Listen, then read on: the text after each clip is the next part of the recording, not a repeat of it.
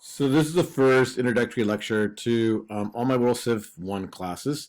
This one basically asks the question, how do we study World Civilizations Part 1? Now, if you just compare World Civ 1 and World Civ 2, just a basic focus shows you, in some ways, a degree of difficulty in looking at World Civ 1 versus World Civ 2. World Civ 2, for example, usually begins with the voyage of Columbus, so 1492 AD or CE. And ends mostly in the present, but in most cases, you don't have enough time to get to about the end of the Cold War, so just around the 1990s, maybe a little bit in the early 2000s. But that's altogether, you're looking about close to 500 years of history. Compare that with World Civ 1, where literally you're starting with the origins of human civilization. We're now talking thousands and thousands of years of history. So how the heck do you go about talking about this? Well, in my class, what I try to do is take a couple approaches, and I'll just go over that quickly. The first is I lean heavily on historiographical methodology from the 20th century called, that is linked to what's known as the Annales School. In particular, French historian Fernand Braudel came up with this concept of the longue durée. What that means is that you have to look at big swabs of history to kind of understand, the effects of history, the historical actors, what are the motivations, things like that. So instead of, looking at just one particular human being, like a Napoleon or a Julius Caesar, and just saying like, well, Caesar did this and he did that, and all this kind of fell in place afterward.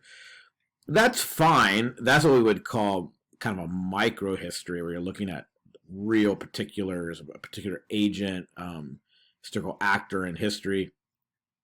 The now school falls more what they call macro history. In other words, it looks at huge events. It looks at, in some ways, looks at history almost in a personal way. So one branch out of this school is what's known as environmental history. And so, for example, you'll be watching a documentary on the plague, and you'll be looking at the effects of the plague. But the Annales School would look at just the way nature is kind of forcing the hand of the human agents in history.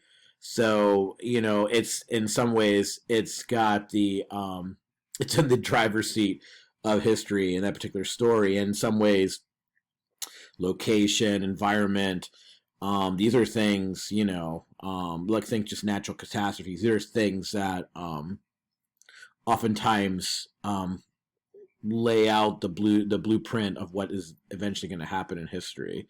So I don't really get into environmental history per se, so I don't want to act like that's my cup of tea. In fact, as a third point there, notes, I use a little bit of micro history and a little bit of macro history. I think a combination is good. But I do think, one of the best things I think I've learned from my own personal sensibilities is that not to freak out at everything that's coming around the corner, and then don't just look for the immediate sensations, the immediate happenings, and say like, oh, this is happening because of X, Y, and Z right here. History can give us data, and sometimes we have to go far back in history to kind of see things as they move forward in like that linear time space continuum. All right, so that's the longue durée. Look big picture, and I have a map here of the Mediterranean. I mentioned it on our first day. That's where a lot of the action takes place in the first half of the class. So, and frankly, that was a like common meeting point for what people would call the Eastern and Western world.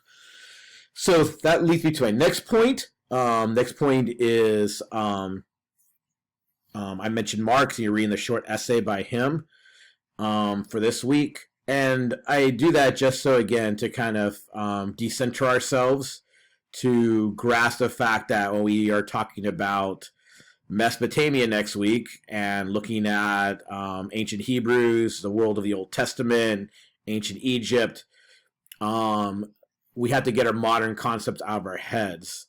This is not Europe. We won't be in Europe until we hit the Greeks. And even that, this is a Mediterranean culture. This is not 20th century Europe. So we have to get that out of our heads, and then it will help us to think more organically and to the historical real as much as possible. So as I mentioned, Mark's essay is helpful, and it, one of the big things, outcome-wise that I have for this class is for you all to see just how linked up the Eastern world, the Far Eastern world, as far as China, is to the Western world, as far as Spain and Portugal. So that's one of the big stories from this course. All right, the next one, I'll leave it up here, read it real quick, but I do think this just kind of leans on some of the stuff I just mentioned about how helpful history is in the ways to understand ourselves. So one of the things that I have all my students write in my Gen Ed classes on the first day is a type of autobiography. And it's an autobiography that really takes seriously your historicity.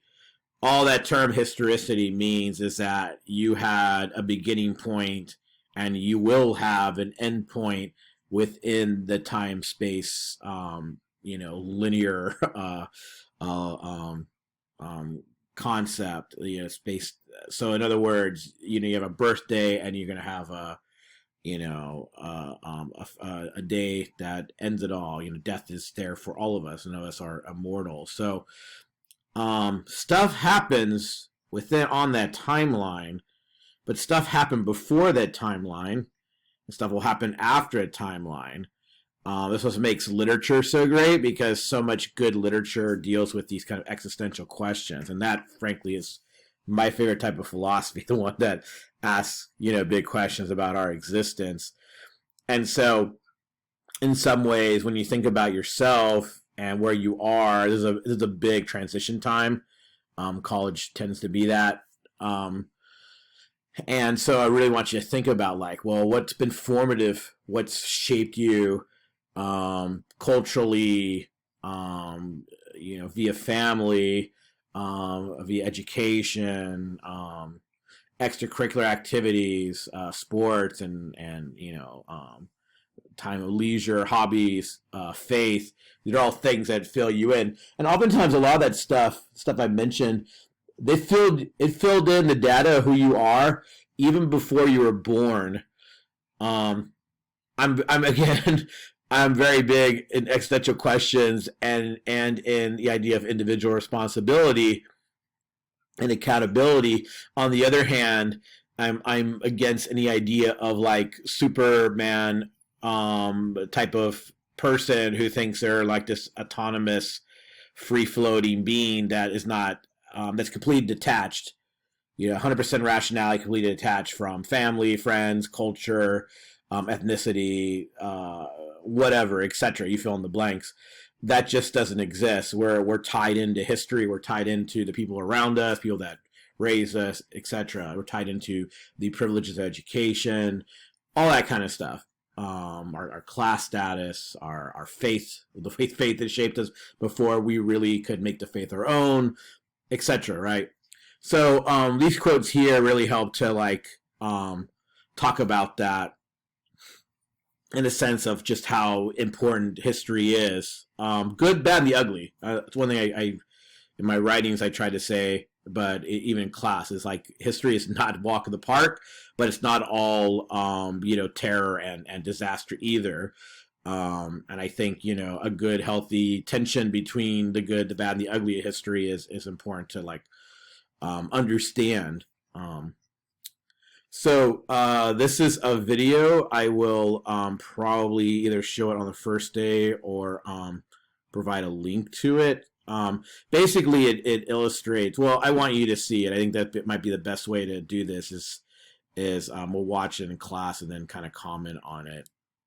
So especially on just, I think one of the things one of my takeaways in the class is about like is about don't think that just something's old or that people are ancient, that they have nothing good and important to tell us in our age of like cell phones and mobility. I know that's a little weird in a pandemic age about mobility, but you know what I mean. We have so much access to information. We have so much access to mobility, more than any people ever have lived. Access to food and different types of food. You get the picture. That being said, that doesn't make us any smarter, more intelligent, or wise. And so one of the things about the ancient world I find absolutely fascinating is, and this slide shows it, one of the things that I really focus on is the formation of ancient wisdom literature or religion. And so when we look at, like, first slide, look at India, we're looking at the Hindu tradition. Look at the Middle East, we're looking at the Jewish tradition. We look at China and the rest of Asia, we're looking at the Confucian tradition. You look at Persia, it's Zoroastrianism, which is really important in the formation of frankly, that Far East, but even to the Mediterranean world. Obviously, Buddhism comes out of India as well, and in contrast relation to Hinduism. But Buddhism, like Christianity, spreads. It's in some ways a missionary religion, and so, you know, like Christianity that started in the Jewish world, Buddhism that starts in the Indian world spreads and makes its, you know, biggest impact in the Eastern world, and is, you know, obviously still popular today. Confucius thought is still around. There are modern Asian philosophers who are experts of Confucius and still utilize his thoughts, even today in Asia. And then obviously, I think we have to think of the Greeks in more terms of wisdom literature and not just, okay, secular philosophy. Yeah, sure, okay, that's fine. I think we do a disservice when we divorce some of the issues of religion and culture to the ancient Greeks.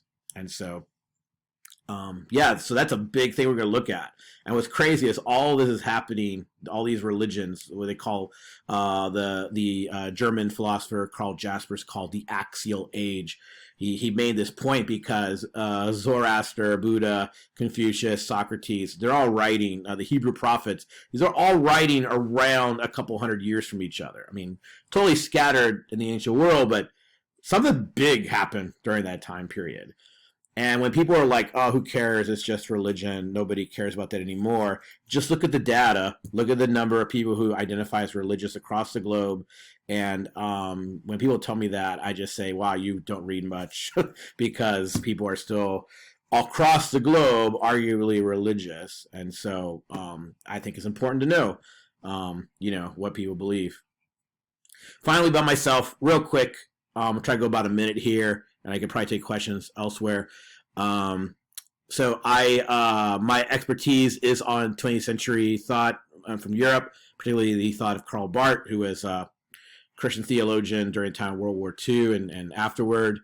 My focus is on the Enlightenment period, so that's what the picture is, all the guys with the wigs there having like a brunch, I guess. My family, my dad is from Costa Rica. My mom is from here. I've made Latin America my focus lately. There's a picture of me with my wife, Yuvia, my sons, Lucas, 11, and Raylan, 8. And, I, when the COVID hit, I started to watch a lot of anime, with my sons, particularly the oldest. And, have a picture of One Piece there because we are like around episode 600. So I've watched 600 episodes of this cartoon with him, and we still have like another 400 to go. So that's a little snapshot of me. we'll be able to talk some more about it next week.